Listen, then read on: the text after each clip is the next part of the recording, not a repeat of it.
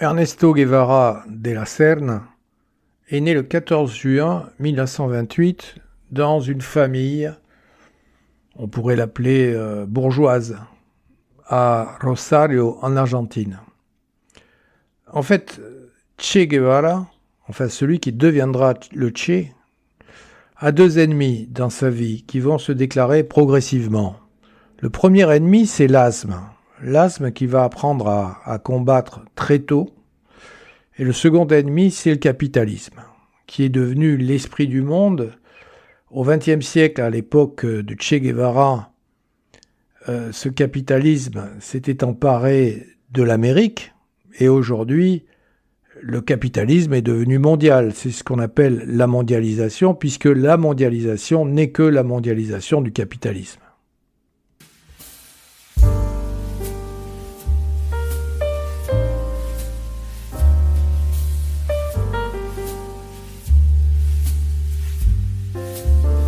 JM Analysis, un autre regard.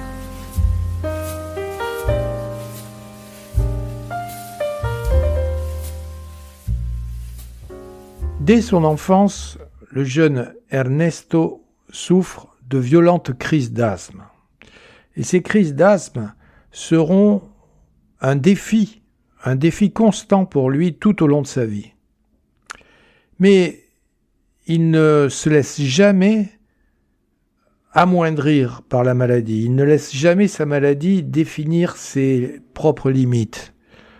Il y a une anecdote marquante de son enfance, c'est celle où, alors qu'il est très jeune, il a à peu près 10-11 ans, il est frappé, comme à l'habitude, j'ai envie de dire, par une crise aiguë d'asthme. Et malgré son souffle court, malgré sa respiration difficile, il va exiger de jouer ce match de rugby qui était son sport favori.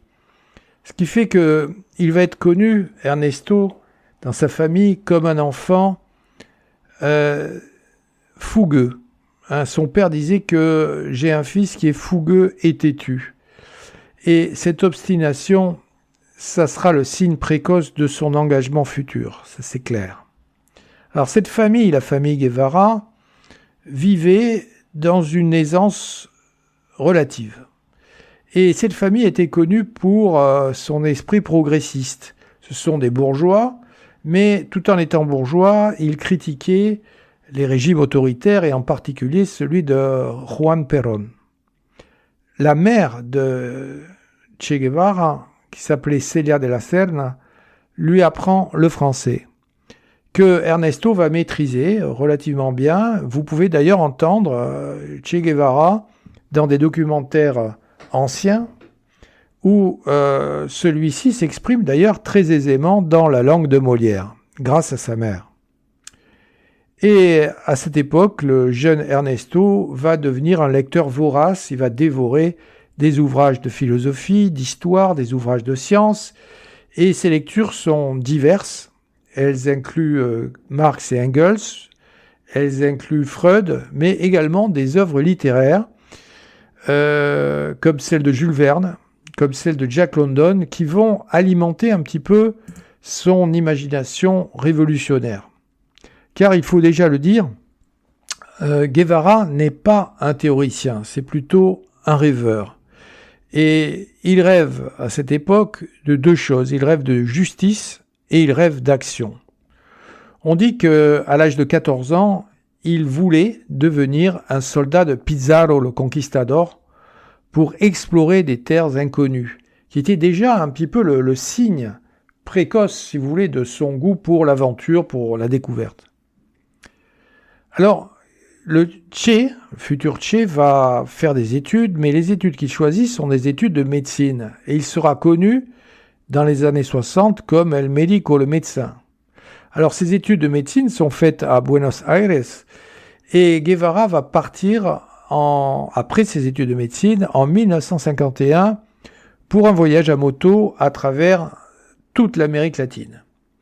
Et on peut dire que c'est une expérience, bien sûr, mais une expérience qui va transformer radicalement sa vision du monde. À cette époque, Ernesto voyage avec son ami Alberto Granado et ils vont traverser le Chili. ils vont traverser le Pérou, ils vont voyager en Colombie. Et là, que constatent-ils ? Eh bien, tous les deux voient la misère. Ils sont témoins de la misère et de l'injustice sociale dans les mines, dans les villages reculés, dans les communautés indigènes et rurales. Mais, comme je l'ai dit, Guevara ne veut pas changer le monde dans les livres. Il veut, lui, de l'action et de l'action concrète, de l'action immédiate, même si cette action immédiate peut comporter des dangers et des risques. Lors de ce voyage, d'ailleurs, une scène marquante va se produire alors que nos aventuriers parviennent à proximité d'une léproserie, la léproserie de San Pablo, qui se trouve en fait sur les rives de l'Amazone. Guevara nage à travers le fleuve pour rejoindre les lépreux, malgré les avertissements de ses compagnons sur, évidemment, les dangers sanitaires.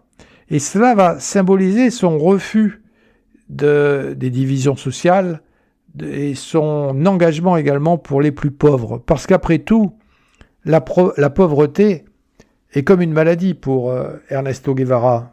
La pauvreté, c'est une sorte de lèpre et il n'en a pas peur. Il veut la toucher du doigt pour l'éradiquer. Et pour cela, il faut oser, il faut bien sûr prendre des risques. Alors, il va rencontrer un autre jeune homme qui lui également prend des risques et qui, comme lui, va rêver d'un monde meilleur. En 1955, Guevara va rencontrer Fidel Castro à Mexico. Alors ce Fidel Castro, à l'époque n'est pas connu, mais en tout cas en Amérique latine, mais il a créé un groupe révolutionnaire qu'on appelle le mouvement du 26 juillet, Movimiento del 26 de Julio, mouvement du 26 juillet, ou parfois on dit M26-7, c'est-à-dire du 26 juillet.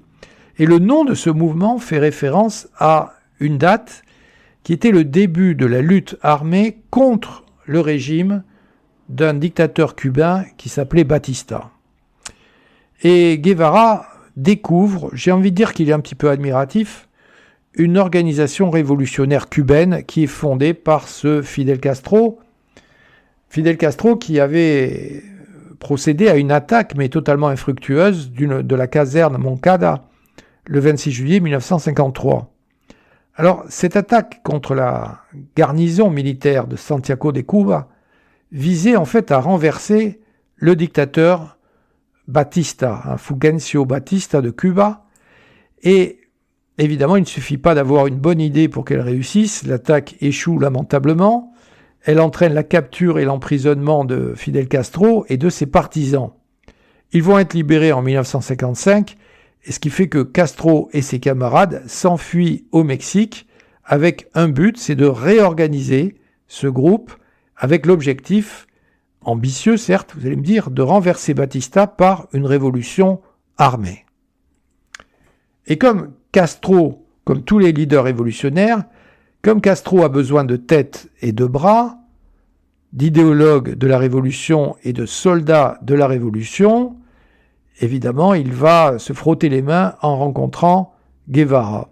Il faut savoir que le mouvement castriste de cette époque se composait en fait de diverses factions, principalement de jeunes étudiants, d'intellectuels, d'ouvriers, de paysans qui étaient tous unis par leur opposition au régime dictatorial et également par leur volonté, bien sûr, de restaurer une démocratie à Cuba. Et c'est dans ce cadre que Fidel Castro va rencontrer Guevara, Castro qui cherche à réunir des jeunes gens engagés contre le dictateur, et c'est dans ce cadre, et je dis que Guevara et Castro vont se rencontrer.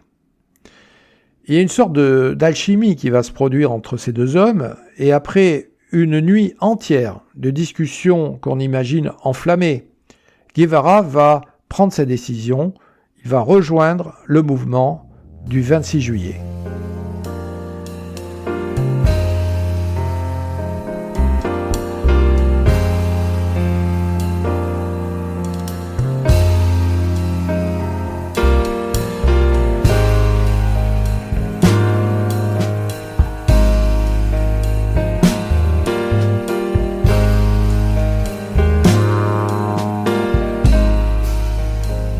Alors le débarquement du Granma en novembre 1956 est un événement clé de la révolution cubaine.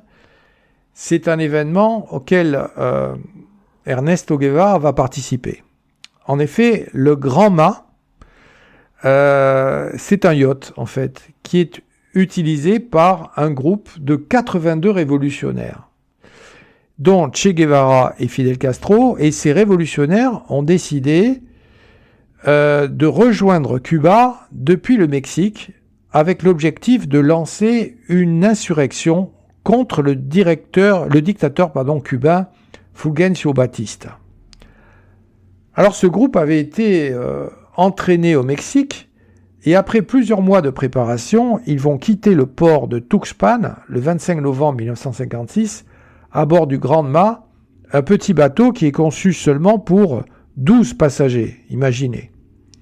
Leur destination, c'est la région de Niquero, sur la côte sud-est de Cuba, où ils avaient l'espoir de déclencher une révolution en coopération avec des forces de résistance locales. Cependant, disons-le tout de suite, le voyage fut un véritable désastre. Ce bateau sur lequel ils s'étaient embarqués était gravement surchargé et mal équipé. Alors c'est un bateau qui va rencontrer, à cause de cela, des difficultés incroyables en mer, notamment à cause du mauvais temps, et le groupe va arriver 2 jours plus tard que prévu. Alors le débarquement du Granma eut lieu le 2 décembre 1956 sur une zone qui était terrible pour accoster, une zone de mangroves marécageuses qui était extrêmement éloignée du lieu qui était initialement prévu. Et oui, la fortune, ou en tout cas la mauvaise fortune, la malchance, n'est pas toujours la meilleure alliée des projets révolutionnaires. Alors cet emplacement qui était imprévu va mettre nos révolutionnaires dans une situation de grande vulnérabilité. Et l'armée de Batista, malheureusement, était informée en plus de leur arrivée. Alors l'armée de Batista va les attaquer immédiatement, va attaquer nos guérilleros dès leur débarquement. La plupart des hommes, la plupart des amis de Castro vont être tués ou vont être capturés, et seuls 12 d'entre eux, dont Fidel Castro, son frère Raúl Castro, Che Guevara et Camilo Cienfuegos, réussirent à échapper en quelque sorte à l'attaque et à fuir dans les montagnes de la Sierra Maestra. Alors ce groupe réduit de survivants va commencer alors la guérilla dans la Sierra Maestra. Qu'est-ce que c'est cette Sierra Maestra ? C'est simplement une chaîne de montagnes, mais qui était bien sûr l'endroit idéal pour se cacher et pour commencer des actions de guérilla vers les villes et vers la vallée. Alors cette Sierra Maestra, il faut le savoir pour tous les Cubains, ça, c'est synonyme du point de départ de la révolution cubaine. Alors, je dois dire qu'à cette époque, l'image du Che, celui qu'on appelle Che parce que dans son espagnol, il chuinte, d'où le mot Che, l'image du Che Guevara va changer. Initialement, on l'a vu, Che Guevara, c'est tout simplement un médecin qui est là pour aider, bien sûr, les guerrilleros. Mais il va progressivement abandonner son sac médical et il va ramasser une caisse de munitions. C'est-à-dire qu'à partir de ce moment, il va abandonner pratiquement définitivement son rôle de médecin pour embrasser pleinement celui de guerrillero. Et durant les campagnes militaires dans la Sierra Maestra, il va développer une discipline particulièrement stricte. Un guerrillero est animé par 2 sentiments, qui sont des sentiments à la fois opposés et solidaires. Le premier, c'est l'amour, et le second, la haine. L'amour de la justice et la haine de l'injustice. Et Guevara, on peut le dire, connaît ces 2 sentiments. On a retenu l'amour de la révolution, mais on oublie parfois également la haine qui également fait partie du personnage. En effet, Guevara punissait très sévèrement la trahison. Une anecdote notable est l'exécution de Timio Guerra, qui était un compagnon de route de la Révolution, mais qui avait vendu la position de la guérilla à l'armée de Batista. Alors Guevara va prendre sur lui de l'abattre, il va tuer ce personnage, marquant par là son engagement inébranlable pour la cause révolutionnaire. Et d'ailleurs, Guevara l'a dit, hein, je cite Guevara, il nous dit « J'ai tiré une balle de calibre 32 dans l'hémisphère droit de son cerveau, qui est sorti par sa tempe gauche. Il a gémi pendant quelques instants, puis est mort. » Et à New York, en 1964, à la tribune de l'ONU, Che Guevara va déclarer et déclamer « Nous avons fusillé. Nous fusillons et nous continuerons de fusiller tant qu'il le faudra.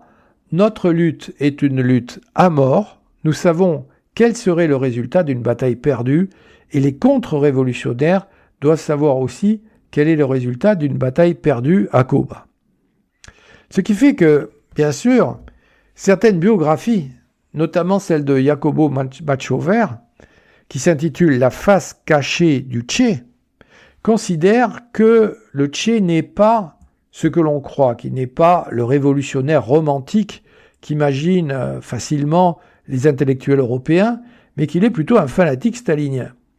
Ce qui est certain, c'est que ces tribunaux révolutionnaires vont quand même poser la question de la légitimité du meurtre politique dans le théâtre et dans le roman des années 1960. Lors de la bataille de Santa Clara, en décembre 1958, Guevara, il est vrai, va montrer une bravoure extraordinaire. Alors que les forces de Batista tentent de stopper la progression des rebelles, Che et ses hommes vont prendre d'assaut un train blindé, ce qui est un moment décisif de la révolution cubaine. Malgré des conditions de combat extrêmes, Guevara va parvenir à saboter les rails, et ce qui va entraîner, dit-on, la défaite des troupes gouvernementales. Ce succès accélérera probablement la chute de Batista, en tout cas marquera l'apogée militaire de Guevara. La relation entre Che Guevara et Fidel Castro est l'une des composantes les plus importantes de la révolution cubaine. En effet, dès leur première rencontre à Mexico, il y a une forme de connexion qui va se créer. Fidel voit en Che un homme qui est à la fois un intellectuel et un homme d'action, capable d'inspirer les troupes par son charisme, disons-le, et sa rigueur. Ce qui fait que Castro va confier à Guevara des missions qui sont de plus en plus délicates, comme par exemple le fait de prendre le commandement de la 4e colonne de la guérilla dans la Sierra Maestra, et Che va y former ses hommes non seulement au combat, mais également à la lecture et à l'écriture, parce que Che Guevara est convaincu que l'éducation est essentielle pour créer des révolutionnaires efficaces et redoutables. On peut dire que alors le couple Castro-Guevara va redorer en quelque sorte le blason du communisme révolutionnaire qui avait pris, excusez-moi de le dire, un sacré coup de rouille à cette époque. Car Castro et Guevara sont des leaders qui sont jeunes, qui ont une trentaine d'années et qui attirent l'intelligentsia européenne. C'est l'époque où Jean-Paul Sartre et Simone de Beauvoir vont leur rendre visite. Et nous connaissons tous cette fameuse photographie où le Che invite Sartre à fumer ses fameux cigares cubains. Et Simone de Beauvoir, elle également, est captivée par les deux hommes, par Fidel Castro et Che Guevara. À son retour, elle dira, en parlant de Fidel Castro, qu'il est un homme qui pense d'une manière profonde, dialectiquement et à partir des causes. Bon, ce qui ne veut pas dire grand-chose, mais cela fait partie de la rhétorique de l'époque. Sartre, lui, considère pour sa part que Fidel et le Che sont des hommes qui sont aptes, dit-il, à changer la nature même de l'homme cubain, sans se rendre compte évidemment que ce genre de déclaration n'allait pas nécessairement dans le sens de son existentialisme. Mais admettons qu'il y eut, c'est indéniable, un moment de fascination réciproque entre ce couple peu orthodoxe et le Che, fascination dont l'histoire porte encore la trace. Malgré cette profonde amitié entre Castro et Guevara, des désaccords vont apparaître progressivement, après la victoire de la Révolution. Le Che, qui est un fervent communiste, critique parfois le pragmatisme de Fidel Castro, notamment sur les relations avec l'Union soviétique. Et en 1965, Guevara va commencer à se désolidariser progressivement du gouvernement cubain. il y a une scène particulièrement émouvante qui va se produire lors de son départ pour le Congo, où il va laisser une lettre à Fidel Castro qui explique son désir d'exporter la révolution au-delà des frontières de Cuba. Et Che va écrire à Fidel: si un jour tu dois lire cette lettre, c'est que je ne serai plus parmi vous. Cette séparation va marquer la fin d'un partenariat révolutionnaire historique. Alors il est clair que la version officielle de ces événements dit en gros ceci: Castro gère la révolution à Cuba et le Che est à présent chargé de l'exporter. Castro, si vous voulez, c'est le leader et Che, c'est l'ambassadeur. Mais il existe une interprétation un peu plus pragmatique qui nous dit autre chose, à savoir que les différences politiques entre les deux hommes se sont accrues et la séparation géographique est devenue comme une nécessité. En effet, Guevara s'était rapproché entre-temps de la Chine et du maoïsme, aussi bien dans ses voyages que dans ses intérêts stratégiques. Or, Castro, lui, a besoin de l'aide soviétique. Et, vous le savez, les deux grands pays du communisme de l'époque sont des frères ennemis. Et c'est cette idée des frères ennemis, même si elle ne caractérise pas l'image officielle des relations entre Fidel et le Che, n'est peut-être pas totalement fausse. Il n'en reste pas moins que la lettre d'adieu que le Che va écrire à Fidel a des accents émouvants dont certains sont évidemment sincères. On n'oublie pas facilement un compagnon de lutte. Lettre d'adieu du Che Guevara à Fidel Castro. Fidel, je me souviens en ce moment de tant de choses.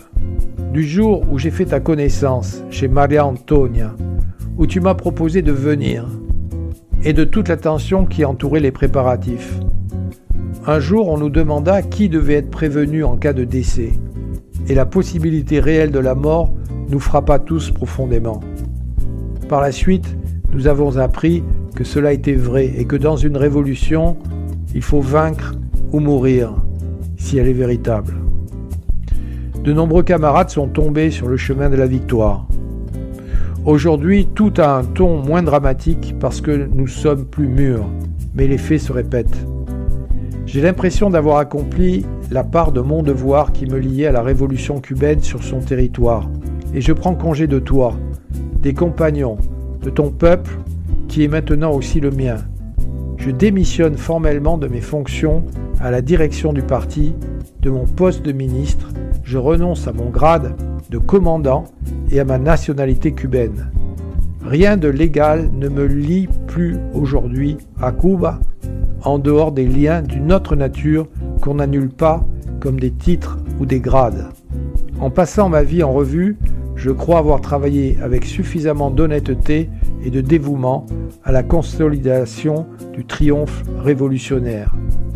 Si j'ai commis une faute de quelque gravité, c'est de ne pas avoir eu plus confiance en toi dès les premiers moments dans la Sierra Maestra et de ne pas avoir su discerner plus rapidement tes qualités de dirigeant, d'homme et de révolutionnaire.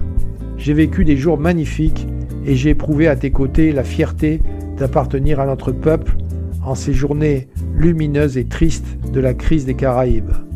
Rarement un chef d'État fut aussi brillant dans de telles circonstances, et je me félicite de t'avoir suivi sans hésiter, d'avoir partagé ta façon de penser, de voir et d'apprécier les dangers et les principes.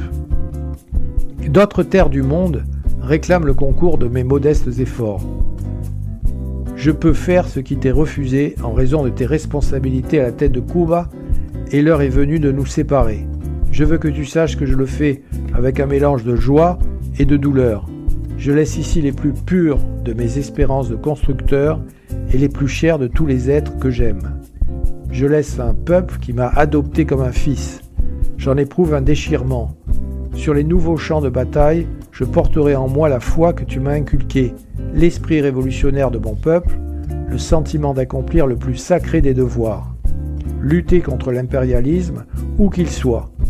Ceci me réconforte et guérit les plus profondes blessures. Je répète une fois encore que je délivre Cuba de toute responsabilité, sauf de celle qui émane de son exemple. Si un jour, sous d'autres cieux, survient pour moi l'heure décisive, ma dernière pensée sera pour ce peuple et plus particulièrement pour toi. Je te remercie pour tes enseignements et ton exemple. J'essaierai d'y rester fidèle jusqu'au bout de mes actes.